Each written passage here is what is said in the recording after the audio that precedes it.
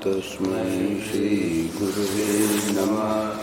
नारायण नारायण नारायण नारायण।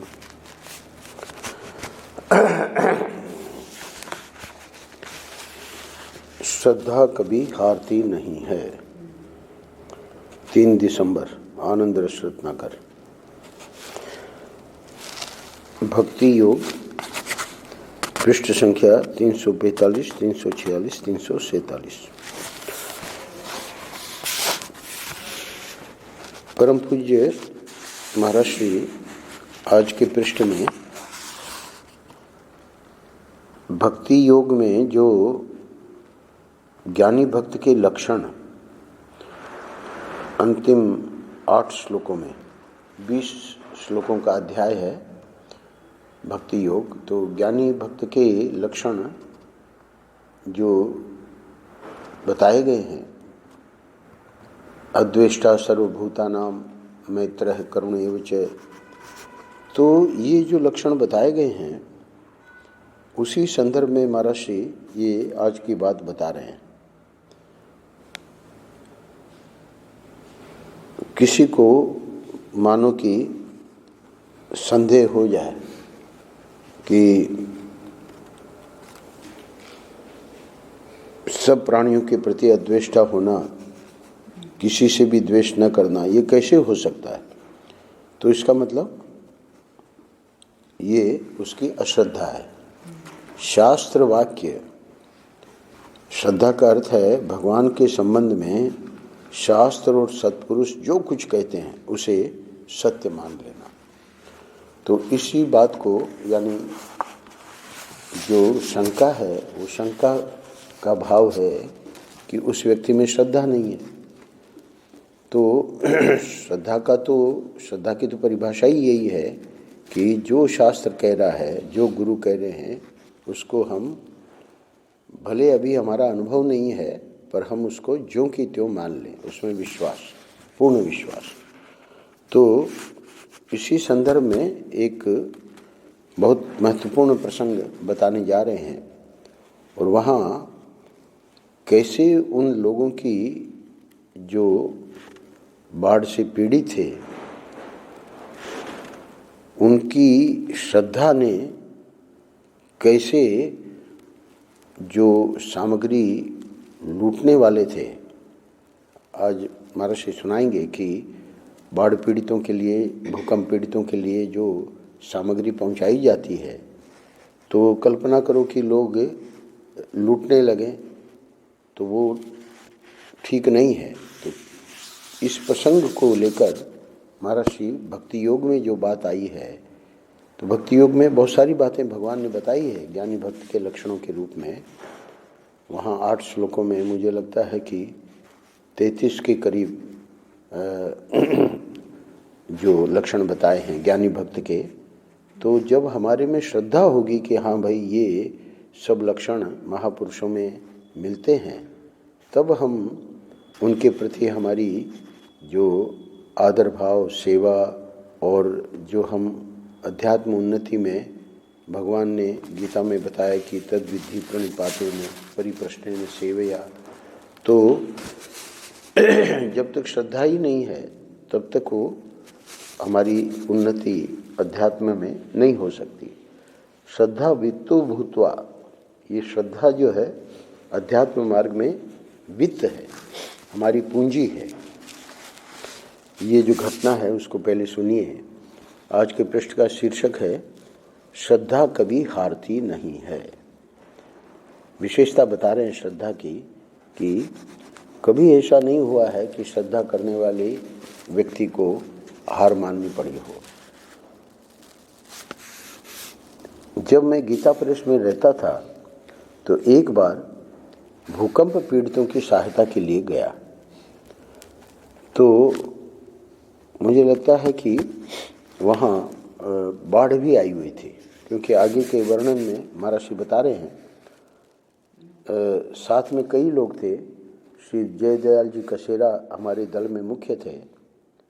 तो हम लोग अन्न तथा कपड़े बांटने के लिए नौका में ले गए थे। तो नौका का अर्थ है कि वहाँ बाढ़ आई हुई थी। तो बाढ़ पीड़ितों की सहायता हो सकता है। भूकंप में हर समय बाढ़ आती हो ऐसा तो आवश्यक नहीं है। बड़ा करुण दृश्य था, गांव के मकान गिर गए थे, लोग चाहे जैसे रहकर दिन काट रहे थे।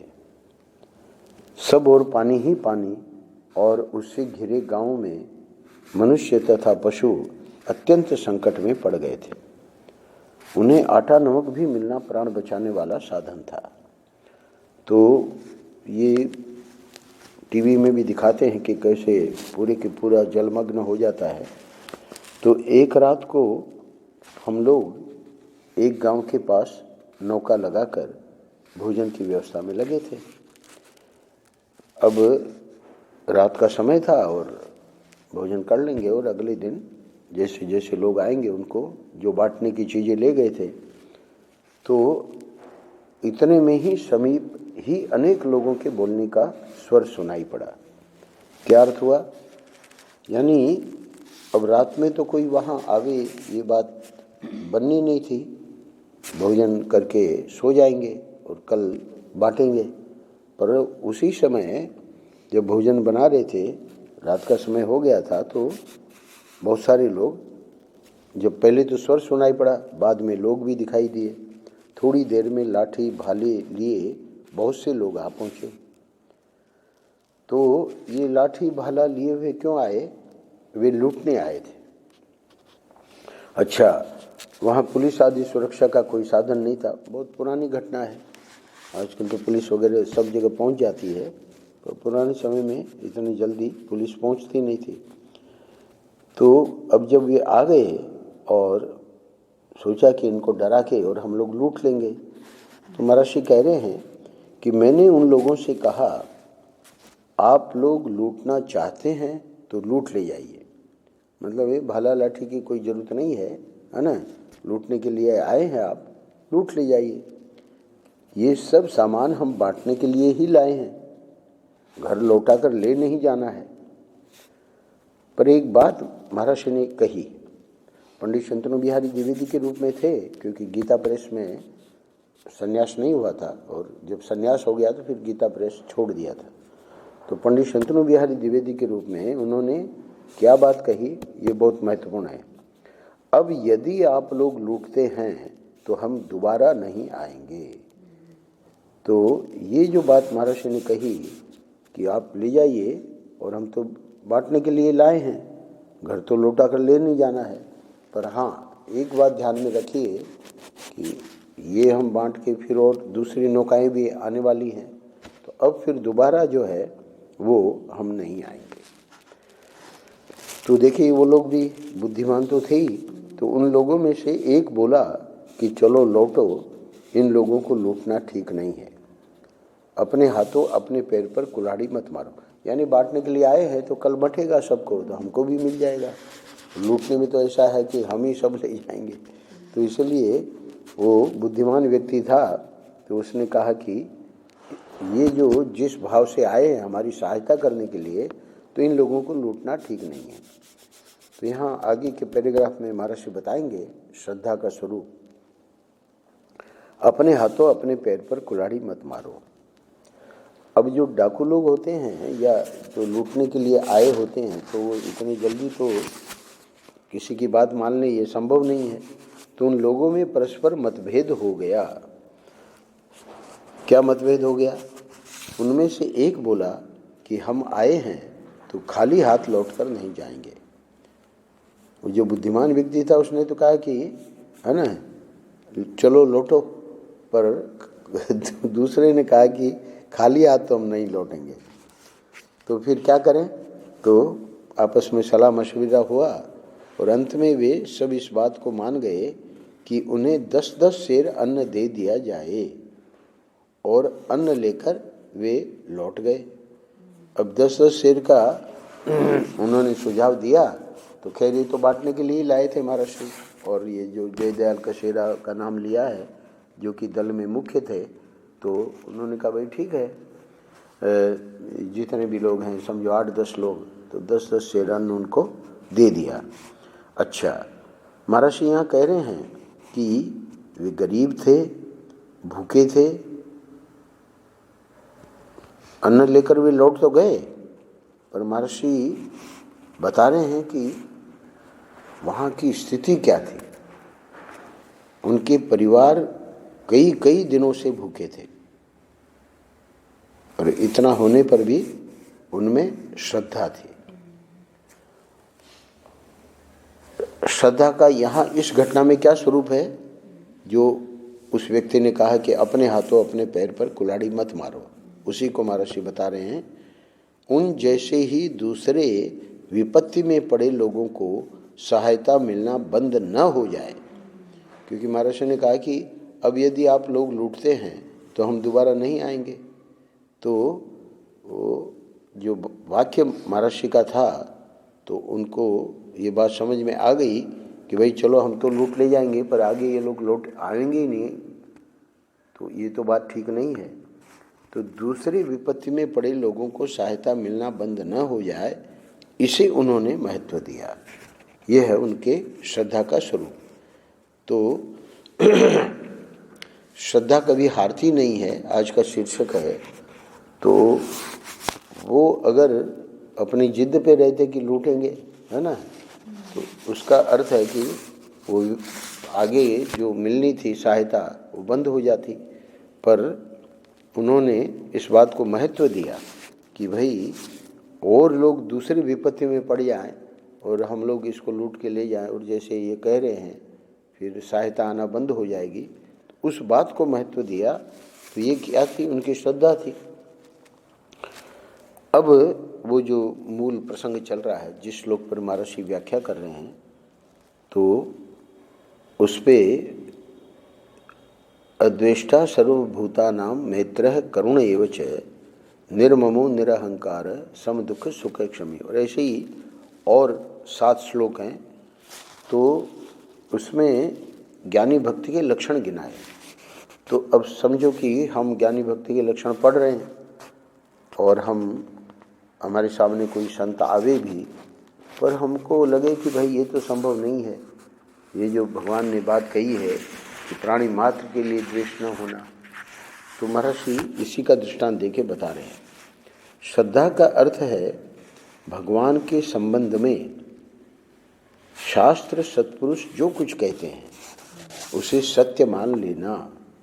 तो शास्त्र जो हैं वो भगवान के संबंध में भी बोलेंगे, संतों के संबंध में भी बताएंगे। तो जो भी शास्त्र बतावे उसको, अथवा शास्त्र की व्याख्या कौन करेंगे, सत्पुरुष। तो वो जो शास्त्र की व्याख्या हम सुन रहे हैं उसे सत्य मान लेना। अब शास्त्र मानो कि कह रहा है कि अद्वैत है और हमको द्वैत अनुभव में आ रहा है, तो वहाँ शास्त्र की बात को मान लेना ये हो गया श्रद्धा। और हम कहें कि नहीं, शास्त्र की बात गलत है, द्वैत ही सत्य है, तो ये हो गई अश्रद्धा।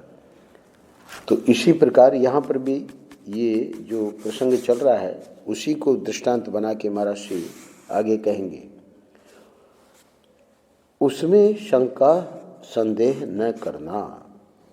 जैसे कोई कहे सब प्राणियों के प्रति अद्वेष्टा होना, तो कोई का मतलब शास्त्र अथवा सत्पुरुष, तो वो बता रहे हैं, शास्त्र की बात को ही बता रहे हैं, किसी से द्वेष न करना।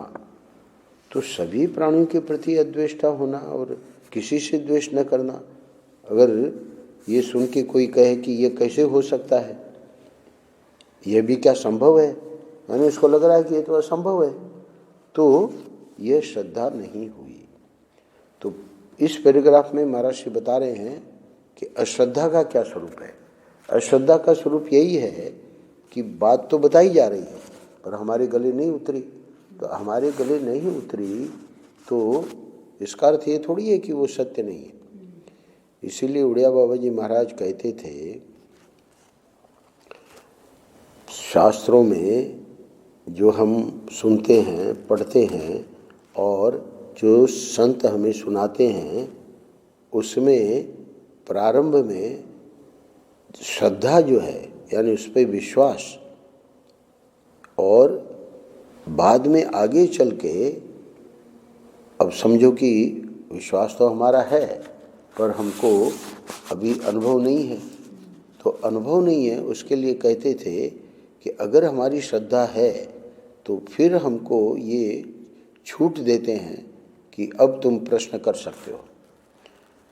तो प्रश्न अब हम करेंगे तो उसको समझने के लिए करेंगे, उसको काटने के लिए नहीं करेंगे। ये हो गया काटना। क्या कि सब प्राणी के प्रति अद्वेष्टा होना, किसी से द्वेष न करना, ये कैसे हो सकता है, ये भी क्या संभव है? यानी वो कह रहा है कि ये संभव नहीं है। तो ये संभव नहीं है मतलब इसकी श्रद्धा नहीं है। तो अश्रद्धा का स्वरूप बता दिया कि ये तो श्रद्धा नहीं हुई। अब उड़िया बाबा जी महाराज जो कहते थे कि अगर हमारा विश्वास है, श्रद्धा है, तो अब जब हम प्रश्न करेंगे कि भाई ये बात हमको नहीं समझ में आ रही है, तो महात्मा लोग उन प्रश्नों का उत्तर देंगे कि क्यों नहीं समझ में आ रही है, उसमें क्या मतलब तुम्हारी साधना में क्या कमी है, और ऐसा तुम कर लोगे तो तुमको भी समझ में आ जाएगी। तो सबसे पहली बात है श्रद्धा। श्रद्धा अगर विश्वास है तो वो बात जो है वो तुमको अंत में जाके अनुभव में आ जाएगी। तो प्रारंभ में श्रद्धा, बीच में विचार और अंत में अनुभव। तो जैसे संतों का अनुभव है कि भाई परमात्मा, जैसे महाराज श्री दर्शन की बात करते हैं कि हमको ईश्वर का दर्शन हुआ, तो अब मानो किसी को है ही नहीं ये श्रद्धा की दर्शन होता है ईश्वर का, तो फिर वो महर्षि का बोलना कोई अर्थ नहीं रखता है। एक लाहड़ी महाशय करके थे, वो गए थे हिमालय में। तो हिमालय में ये बात उन दिनों आज भी लोग कहते हैं कि अवतारी बाबा, महाअवतारी बाबा ऐसे करके उसका नाम है। तो भले उम्र तो कहते हैं उसकी 1400 साल है, 1400 साल, और वो आज भी दर्शन देते हैं। तो लाहड़ी महाशय जो गए थे बंगाल से, उनको दर्शन हुआ था, और दर्शन ही नहीं हुआ, लाहड़ी महाशय को वो महाअवतारी बाबा ने साधना भी बताई कि ये साधना करो, और अपने सामने साधना करवाई, और वो सिद्ध हो गए। और जब उनको कहा कि अब जाके विवाह करो और बाद में इसका प्रचार करो, तो बेचारे लौट रहे थे। अच्छा, बाबा ने एक बात और कही कि कभी कोई आवश्यकता हुई तो तुम इस मंत्र का जप करना, मतलब इसका तुम प्रयोग करोगे इस मंत्र का, तो मैं वहाँ प्रकट हो जाऊँगा। तो वैसे भी लाहड़ी महाशय बड़े संतुष्ट थे, और ये एक चीज़ और उनको मिल गई।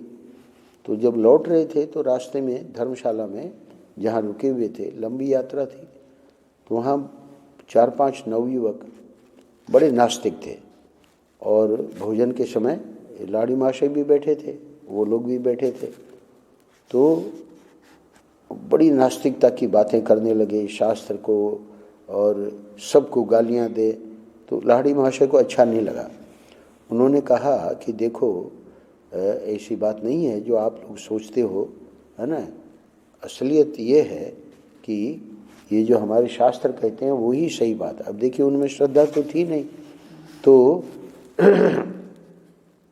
लाहड़ी महाशय चाह रहे थे कि इनमें श्रद्धा हो जाए, पर वो सब नास्तिक थे। तो फिर इनके मन में विचार आया कि गुरुजी ने कहा था कि इस मंत्र का तुम मतलब प्रयोग करोगे तो मैं प्रकट हो जाऊंगा। मन में उनके आया, तो अगर हम गुरु को यहाँ प्रकट कर देंगे तो ये लोग श्रद्धा हो जाएगी कि भाई ये सब बातें सही है। तो इन्होंने कहा कि अगर हम अपने गुरु को यहाँ प्रकट कर दें तब तो तुम मान जाओगे कि ये सब सही बातें हैं। तो उन्होंने कहा करिए प्रकट। तो इन्होंने मंत्र का प्रयोग किया और वहाँ गुरु महाराज आ गए। अब वो गुरु महाराज जैसे ही वहाँ आए तो उनमें से एक चिल्ला के बोला कि इसकी बात का विश्वास मत करना, ये हमारे को जादू से मोहित कर रहा है, यानी ये सच्चा नहीं है, जो भी आया है ये मोहित करके इसने प्रकट किया है। तो उसको कहते हैं कि हिप्नोटाइज, अंग्रेजी में कहते हैं। तो ये हिप्नोटाइज कर रहा है ना, ये आदमी ठीक नहीं है। इसका अर्थ है कि वो गुरु को बेचारे प्रकट भी किया तो उससे भी इनको तो कोई फर्क पड़ा नहीं। उसमें से एक ने चिल्ला के अपने साथियों को कहा कि इस पर विश्वास मत करना। तो फिर बाद में गुरु ने उनको लाहिड़ी महाशय को ही समझाया, बोले कि देखो कभी भी ऐसे नास्तिक लोग हों तो उनके लिए हमको बुलाने की ज़रूरत नहीं है। फिर वो वहाँ अंतर्धान हो गए। तो कहने का अर्थ है कि अश्रद्धा जब तक है तो कितना ही कुछ करो। अब उन्होंने प्रकट भी कर दिया गुरु को, तब भी मानने को तैयार नहीं। तो ये आज के पृष्ठ में महाराज जी कह रहे हैं, अंत में मतलब अंतिम पैराग्राफ में दृष्टांत दे रहे हैं शबरी का। शबरी का जीवनी है, वो पढ़ने लायक है शबरी की जीवनी। यहाँ तो संक्षेप में ही बता रहे हैं। शबरी को उसके गुरु मतंग ऋषि ने कह दिया, तेरे यहाँ एक दिन भगवान श्री राम आएंगे। अब वो शबरी जो है नीची जाति की थी और वैसे वहाँ बहुत से संत थे जहाँ वो रहती थी। तो अब वो गुरु के लिए तो ऐसा नहीं था कि भाई ये नीची जाति के हैं और दूसरे लोग ऊंची जाति के हैं। तो गुरु तो उसकी भक्ति और उसकी जो श्रद्धा, और इतना ही नहीं उसकी सेवा, हमेशा प्रतिदिन सुबह उठ के सब पूरा जितना था आसपास का सब वो साफ कर देती थी झाड़ू लगा के। और भी बहुत मतलब उसका जो जीवन था अद्भुत है। तो अब गुरु जी का शरीर पूरा होने वाला था। तो शबरी कभी उम्र में छोटी थी, उस समय की बात है जब भगवान ने अवतार लिया था। तो क्या कहते हैं गुरु, मेरा अब मैं तो चला जाऊंगा पर तुम ऐसे ही सेवा करते रहना, है ना। और एक दिन यहाँ भगवान श्री राम आएंगे तेरे यहाँ, यानी वहाँ और भी बहुत से संत थे जो कि साधन भजन करते थे, पर शबरी की भक्ति का गुरु को पता था कि वो अद्भुत है। तो इसलिए अच्छा उनको ये भी पता था कि भगवान का अवतार हो चुका है और भगवान का ये वनवास वगैरह होगा। तो आगे की घटनाएं गुरुओं को पता लग जाती हैं। तो उस दृष्टि से कि भगवान शबरी को मिलेंगे ये भी गुरु को पता था। तो यहाँ महाराज श्री इस घटना के द्वारा बता रहे हैं कि उस शबरी की श्रद्धा देखिए, उसने गांठ बांध ली, आएंगे आएंगे राम। यानी हम लोगों को बता रहे हैं कि कोई भी गुरु हमको कोई बात बतावे तो उस पर पूरा पक्का विश्वास होना चाहिए कि हो के ही रहेगा। अब हमको कोई डर की बात नहीं है, अडिग श्रद्धा। तो अडिग श्रद्धा जो है वही व्यक्ति को आगे आध्यात्मिक उन्नति में ले जाती है। शबरी का दृष्टांत दे रहे हैं, वह प्रातः से सायं तक प्रतिदिन प्रतीक्षा करती, उनके स्वागत की तैयारी करती। अब देखिए पता तो था नहीं कि किस दिन आवेंगे, तो जैसे कि आज ही आवेंगे, तो प्रत्येक दिन प्रातः से सायं तक प्रतिदिन प्रतीक्षा करती, उनके स्वागत की तैयारी करती। आज नहीं आए तो कल आएंगे। तो महर्षि कह रहे हैं श्रद्धा कभी हारती नहीं, यानी भले बहुत दिनों के बाद आए पर भगवान राम आए। तो इसलिए कह रहे हैं कि भक्त के हृदय में भगवान के प्रति संपूर्ण विश्वास होता है। तो भगवान यानी जिसकी वो उपासना कर रहा है भक्त, जिसके लिए शास्त्र कह रहे हैं, उसमें तो विश्वास है ही है। और संत भगवान यानी जो गुरु हैं, वो भी जो भक्त है वो जानता है कि भगवान ही गुरु रूप में आए हैं। तो इसलिए संत भगवान में भी संपूर्ण विश्वास होता है। भगवान में तो विश्वास है ही है, उनके कहे अनुसार भगवान की उपासना कर रहा है, पर संत भगवान की वाणी में भी पूर्ण विश्वास। अच्छा, तो संत भगवान ने जो साधन बताया, तो साधन में भी पूर्ण विश्वास कि अगर मैं देखिए महाराज जी को बताया कि महाराज जी ने कहा कि हमको ईश्वर दर्शन चाहिए। तो ईश्वर दर्शन के लिए स्वामी योगानंद जी जो उनके गुरु थे, उन्होंने कृष्ण मंत्र दिया और बताया कि इतनी संख्या 6 महीने में है। तो वो जो संख्या थी उसको करने के लिए 6 महीने में प्रतिदिन अगर 8 से 9 घंटे माला करेंगे तब जाके वो संख्या 6 महीने में पूरी होगी। तो महाराज श्री कहते हैं कि हमने वो किया, साधन में पूर्ण विश्वास, यानी गुरु ने कहा है तो जरूर हमको ईश्वर का दर्शन होगा। अब 6 महीने किया और दर्शन तो नहीं हुआ, तो गुरु के पास गए कि आपने 6 महीने का अनुष्ठान बताया, हमने कर दिया पर दर्शन नहीं हुआ। तब गुरु ने बताया कि बेटा कलयुग में 4 गुना करना पड़ता है। तो इसका मतलब 6 महीने का एक अनुष्ठान तो हो गया, अब 3 और करो। तो अब चूंकि उनके बात में पूर्ण विश्वास था महाराज जी को, तो दूसरा किया, फिर तीसरा किया। अब एक प्रतिदिन 8-8, 9-9 घंटे जप करना कोई मामूली बात नहीं है। दूसरा अनुष्ठान 6 महीने का, तीसरा अनुष्ठान 6 महीने का, और चौथा जब कर रहे थे तो उनको पूर्ण विश्वास था कि हो जाएगा।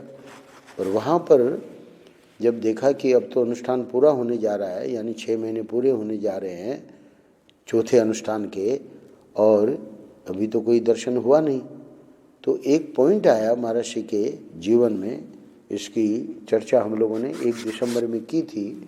तो त्याग वगैरह की बात मन में आई, वो भी करके देखा, वो भी वहाँ सफल नहीं हुए, उनके चाचा ने वापस लौटा दिया। पर अभी अनुष्ठान में कुछ समय बाकी था, तो बैठे थे अपने कुटिया में और मन ही मन लगा कि अब इससे ज़्यादा हमारे द्वारा नहीं हो सकता। तो अपना जो मैं है कि मैं इतना कर रहा हूँ, उसका जो एक प्रकार का बल था वो खत्म हो गया। और जैसे ही वो बल टूटा, यानी अपना अहंकार टूटा, वैसे ही पूरी कुटिया में प्रकाश छा गया, यानी महाराज जी को ईश्वर दर्शन हुआ। अभी 1 दिसंबर को आपने सब सुना ही थी वो बात, कल इन लोगों ने भी, यहाँ रिकॉर्ड हुआ था तो इन लोगों ने भी सुना। तो अपने साधन में पूर्ण विश्वास होता है, ये बात बहुत महत्वपूर्ण है। क्योंकि संत की वाणी में तो विश्वास हो गया, पर अब वो जब सबरी को बता गए, है ना, तुम ऐसे ही सेवा करते रहना, तो वो प्रातः से सायं तक प्रतिदिन प्रतीक्षा करती, उनके स्वागत की तैयारी करती है ना। वहाँ झाड़ू बुहारा, इतनी बढ़िया सफाई, संतों को आश्चर्य होता कि ये सुबह पहले कौन कर जाता है। फिर बाद में उनको पता लगा कि ये शबरी करती है। तो श्रद्धा कभी हारती नहीं। अंत में महर्षि कह रहे हैं, अपना समय भी पूरा हो गया, अपनी सफलता में पूर्ण विश्वास होता है। 3 बातें हैं। एक तो भक्त के हृदय में भगवान के प्रति संपूर्ण विश्वास होता है, दूसरा साधन में पूर्ण विश्वास होता है, और तीसरा वो जो साधन है उसकी सिद्धि होगी, यानी अपनी सफलता में पूर्ण विश्वास होता है। तो मैं प्राय दृष्टांत देता हूँ कि जैसे हम ये बड़ौदा से आई हैं, तो बड़ौदा से कल्पना करो कि हमको बड़ौदा जाना है। तो अब बड़ौदा जाना है तो यहाँ से इनके साथ, यानी जो आए हुए हैं सुरेंद्र भाई वगैरह, तो उनके साथ हमने अपनी टिकट बना ली। हम तो बड़ौदा कभी गए नहीं, पहली बार जा रहे हैं। तो दृष्टांत क्या है कि अब हमको किसी को कुछ पूछने की ज़रूरत नहीं है कि भाई अब बड़ौदा में कहाँ उतरेंगे, क्योंकि जहाँ हमको जाना है ये लोग पहले से ही जानते हैं कि वो आश्रम कहाँ है। तो बोले कि स्वामी जी हम आपको वहाँ पहुँचा देंगे। तो अब यहाँ से जब यात्रा शुरू होगी और वो आश्रम तक, पूरी यात्रा में हमको कहीं कुछ किसी को पूछने की ज़रूरत नहीं। क्यों? क्योंकि जो बड़ौदा के जानकार हैं उनके साथ हम जा रहे हैं। तो हमारी पूरी श्रद्धा है, विश्वास है कि हम पहुंच जाएंगे। तो इस दृष्टांत में तो बात समझ में आ जाती है। पर जब भगवान की बात आती है, संतों की बात आती है, तो वहाँ पर संदेह हो जाता है, पता नहीं भगवान मिलते हैं कि नहीं मिलते हैं। तो इसीलिए महर्षि ने ऊपर वाले पैराग्राफ में बताया कि अश्रद्धा का क्या स्वरूप है। तो अश्रद्धा का स्वरूप यही है कि सब प्राणियों के प्रति अद्वेष्टा होना, किसी से द्वेष न करना। ये कैसे हो सकता है, ये भी क्या संभव है। तो ये श्रद्धा नहीं हुई, यानी ये अश्रद्धा हो गई। और नीचे वाले पैराग्राफ में शबरी का जो दृष्टांत दिया उससे ये बताया कि तीनों जगह भगवान के प्रति भी विश्वास, साधन में भी पूर्ण विश्वास। साधन क्या था शबरी का, प्रतिदिन प्रतीक्षा करती, उनके स्वागत की तैयारी करती, यानी कभी उसको निराशा नहीं हुई कि भाई इतने महीने हो गए, इतने वर्ष हो गए, है ना, गुरुजी तो कह के गए, अब वो तो उनका तो शरीर रहा नहीं, अब पता नहीं मिलेंगे कि नहीं मिलेंगे। कभी निराशा नहीं हुई, साधन में पूर्ण विश्वास। और इतना ही नहीं, अपनी सफलता में पूर्ण विश्वास कि ये अवश्य में होगा ही, हमारे गुरु ने कह दिया है तो ये होगा ही। तो ये सद्गुण, अच्छा चौथी बात, ये सद्गुण मुझ में अवश्य आएंगे। तो 4 बातों को महाराज ने यहाँ ले लिया और चारों बातों में उसका भक्त का विश्वास है, ये सद्गुण भी मेरे में आएंगे, सफलता भी मेरी पूर्ण होगी, मतलब सफलता भी मुझे मिलेगी, साधन में मुझे करते रहना है ना, वो साधन जो बताया है उसी से मेरा कल्याण होगा। और भगवान के प्रति, संत भगवान और हमारे इष्ट देव, उनके प्रति पूर्ण विश्वास। और आखिर में 5वीं बात, भगवान मुझे अवश्य अपनाएंगे। तो ये 5 बातें महर्षि ने एक बार फिर से दोहरा देते हैं। भक्त के हृदय में भगवान के प्रति संपूर्ण विश्वास होता है, 1, साधन में पूर्ण विश्वास होता है, 2, अपनी सफलता में पूर्ण विश्वास होता है, 3, सफलता में, मानो कि सफलता किस चीज़ में, है ना, इसी को तीसरे को ही मानो महर्षि ने सफल बता दिया कि ये सद्गुण मुझ में अवश्य आएंगे। इस समय हमारे में क्रोध है ना, पर ये क्रोध जरूर हटेगा। जैसे गुरु ने बताया है वैसे मैं करूँगा। जैसे थोड़े दिनों पहले ये चर्चा चलती थी कि व्यक्ति से गुटखा नहीं छूट रहा है ना, तो अगर विश्वास हो जाए कि भाई ये सद्गुण मुझ में अवश्य आएंगे, यानी ये दुर्गुण अवश्य निकल जाएगा। क्यों निकल जाएगा? क्योंकि हमारी श्रद्धा है कि स्वामी जी जो कह रहे हैं, है ना, तो उसका असर हमारे पर पड़ेगा, तो वो छूट जाता है। और अंत में भगवान मुझे अवश्य अपनाएंगे, क्योंकि शबरी को कहा था कि तेरे यहाँ एक दिन भगवान श्री राम आएंगे, तो वो भी बात हो गई, तो भगवान ने उसको अपना लिया, यानी उसका कल्याण हो गया। नारायण नारायण नारायण नारायण।